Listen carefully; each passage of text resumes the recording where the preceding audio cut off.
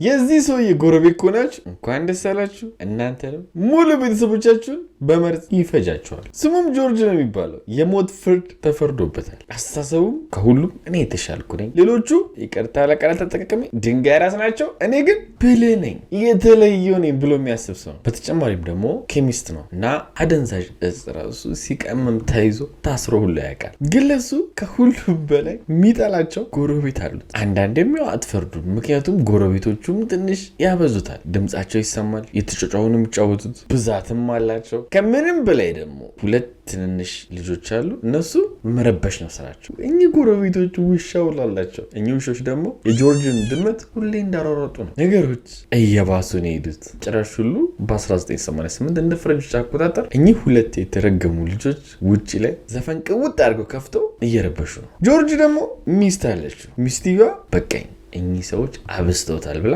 ድምፁን ቀንሱት፣ አበዛችሁት ትላቸዋለች። እኚህ ልጆች ታዲያ ምን አደረጉ? ድምፁን ቀነሱት? በጭራሽ። እሷን እንደ ሰው ራሱ አልቆጠሯት። ጭራሽ ሁሉ ድምፁን የዘፈኑን ከፍ ያደርጉታል። ነገሮች አሁንም እየባሱ ይሄዳሉ። ሞተር ሁሉ ይገዛላቸዋል። ደርቲ ባይክ ሞተር ማለት በጣም ድምፅ አላቸው። በሱ ሰፈሩን ቅውጥ ያደረጉት። ጆርጅ በዚህ እየተበሳጨ መጣ። የምር እኚህ ሁለት ልጆችን ማቃጠላቸውን ቀጥሉበት፣ እነሱን ማናደድ። ጭራሽ ሁሉ ርችት ሁሉ ገዝተው ሰው ሲተኛ ያፈነዳሉ። ቆንጆ አድርገው የሰፈሩ አንደኛ በጥባጭ ሆነዋል። እስካሁን ያደረጉት ነገር ኖርማል ብላችሁ ብታስቡ፣ ርችቱ ግን ትንሽ በቃ ፐርፐዝሊ ፐርሰናል አታክ እንደሆነ ያስታውቃል። ስለዚህ ጆርጅ በጤነኛ በትክክለኛው መንገድ ሄዶ ልጆቹሽ እያስቸገሩላታል። ለማ ለጎረቤቶቹ። ይቺም ደግሞ ያዋራት ሴት ፔጊ ትባላለች። እናም አይመለከትም አገባም ነበር ያለችው ለጆርጅ። ጆርጅም ሄዶ ይሄ ነገር ማብቂያ እንደሌለው ሲያውቅ የራሱን እርምጃ መውሰድ እንዳለበት አሰበ። እርምጃውንም ከመውሰዱ በፊት አንቺና ይሄ በጥባጭ ቤተሰቦችሽ ከዚህ ፍሎሪዳ እንድትወጡ 2 ሳምንት ሰጣችኋለሁ ያለ፣ አለበለዚያ ያስቀላችሁ እገላችኋለሁ የሚል ነበረ። ይህንን ወረቀት ፔጊ እና ባሏ ሲያዩት ወገኛ ምንም አታመጣም አይነት ነገር አሉት። እንደተለመደውም መበጥበጣቸውን እኚህ ጎረቤቶች ቀጠሉ። ጭራሽ ሁሉ የጆርጅ ሚስት ለመጨረሻ ጊዜ ሄዳ ልጆቹ ስነስርዓት እንዲኖራቸው እንዳይበጠብጡ መጫጫው ነው። በቃ ምንም የሚሰማሙት ነገር የለም። ጆርጅም በቃ የራሱን እርምጃ መውሰድ እንዳለበት ገብቶታል። እንዳልኳችሁም ደግሞ ኬሚስት ስለሆነ ምን መቀመም እንዳለበት ማሰብ ጀመረ። ሙሉ ቤተሰቡን ሊያደርግ ማለት ነው። ትንሽም ሲከታተል ጎረቤቶቹ ኮካ ይጠጣሉ። እሱም ሄዶ ታዲያ ኮካ ገዛና ቀስ እያለ እየከፈተ የቀመመውን ኬሚካል ኮካዎቹ ላይ መጨመር ጀመረ። የሚገርሙ ደግሞ የጨመረው መርዝ ጣዕም የለውም፣ ሽታ የለውም፣ ምንም አያስታውቅም። ስጠጡ በቃ እንደ ኖርማል አድርጋችሁ እንጠጡት። ይህንንም ካዘጋጀ በኋላ ማንም አይኖርበትም ጊዜ መጠበቅ ጀመረ። እንዳሰበውም ደግሞ ሲሄዱለት በጀርባ በር አድርጎ እና አጋጣሚ የሆኑ ደግሞ ጀርባ በሩ ክፍት ነበረ።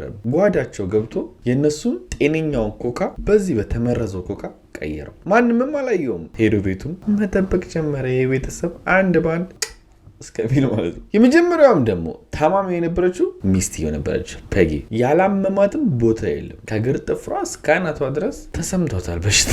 ይሄ ነገር ልክ አይደለም ብላም ደግሞ ወደ ሆስፒታል ስትሄድ ዶክተሮቹ እንደተለመደው ኖርማል ምርመራ ስላደረጉ በኖርማል ምርመራ ደግሞ በጭራሽ ሊያውቁት አልቻሉ እሷ ላይ ምን እየተፈጠረ እንደሆነ። ጭራሽ ሁሉ ምን አሏት? ተጨናንቀሽ ነው፣ ስትረስ ሆነሽ ነው፣ ስራ ሰርተሽ ነው፣ ድካም ነው እንደዚህ ያደረገሽ እንጂ ደህና ነሽ አሏት። ምክንያቱም የመረመሩት ኖርማል ሰዎች የሚያውቋቸውን በሽቶች ነው እንጂ ተመርዛ ትሆናለች ብሎ አላሰቡም። ብዙ ጊዜም እንደዚህ ነው። ሰዎች ከሞቱ በኋላ ቶክሲኮሎጂ ሲነሱ በመርዝ እንደሆነ ያውቃሉ። ኖርማል ሞተ ተብሎ ማለት ነው። እና እሷን ወደ ቤት ሁሉ ይለኳታል ተመርዛ ማለት ነው። ቤት ሆና ግን ነገሮች እየባሱ ሄድና መራመድ መንቀሳቀስ ሁሉ ያቅታታል። ጭራሽ ሁሉ እንደ ካንሰር ታማሚ ጸጉሯ ሁሉ መርገፍ ይጀምራል። ቀስ በቀስ ደግሞ ቤት ውስጥ ያሉ እነዚያ በጥባጭ የሆኑ ልጆች መታመም ጀመሩ። ነገሩም ደግሞ ግራ ስለተጋባ አሁንም ተመልሰው ሐኪም ቤት ይሄዳሉ። ግን ዶክተሮቹ ሲያዩዋቸው አሁንም ሊያውቁ አልቻሉም። ዶክተሮቹ ምን እየተፈጠረ እንደሆነ ግን አንደኛው ዶክተር ምናልባት መረዛ ሊሆን ስለሚችል ቶክሲኮሎጂ እነሱ ተባለ። ቶክሲኮሎጂ ማለት ከመመረዝ ጋር ያለ ምርመራ ነው። ማለትም መገኘት የሌለበት ንጥረ ነገር ሰውነታችሁ እስካለ በዚህ ነው የሚታወቀው በቶክሲኮሎጂ ማለት ነው። እና ደግሞ ወዲያው ውጤቱ ሲመጣ ሶስቱም ላይ ፖዚቲቭ የሚል መጣ። ማለትም ተመርዘዋል የሚል ግሩ ግን ጊዜው በጣም ረፍቷል። ይህ ሲታወቅ እስፔሻሊ ደግሞ ለሚስትየዋ፣ ምክንያቱም ኦልሬዲ ኮማ ውስጥ ከቷታል። ትንሽ ቆይታ ሁሉ በዛው ትላለች ማለት ነው። ልጆቹ እነዛ በጥባጮቹ ልጆች ግን እንደምንም ብለው ዶክተሮቹ ተረባርበው ያድኗቸው። ሆስፒታሉም ታዲያ ይሄ ነገር ማን የመረዛቸው የሚለውን እንዲያጣራ ለፖሊስ ላከ። ፖሊስም ነገሩን ማየት ጀመረ። ወዲያውን ደግሞ የጠረጠሩት ባልየውን ነበር፣ የፔጊን ባል። ምክንያቱም እሱ ደህና ነው፣ ሚስትር አንተን የመረዝካት አንተን የገደልካት ብለው ማስጨነቅ ጀመሩ። ግን ችግሩ ኧረ እኔም ደህና አይደለሁም ብሎ እሱም ቶክሲኮሎጂ ሲመረመር እንደተመረዘ ታወቀ። ግን ያው በጣም የሚጎዳ ደረጃ አልደረሰም ነበር። ሌሎችንም ቤት ውስጥ ያሉትን ልጆች አሉ፣ እነሱንም ሲመረምሯቸው ሁሉም ተመርዘዋል። ኢቨን ጩጬ ያለ እሱ ራሱ ተመርዟል። ጡጦ የሚጠባ ጩጬ። እሱ ግን እንዴት አልሞተም ምናምን ካላችሁ እሱ በጡጦ ተደርጎ አስቡ። ጥንጥዬ ነው የተሰጠው። ገና 2 ዓመቱ ነው። ለ2 ዓመት ልጅ ሲጀመር የሶዳ መጠጦች መስጠት አያስፈልግም።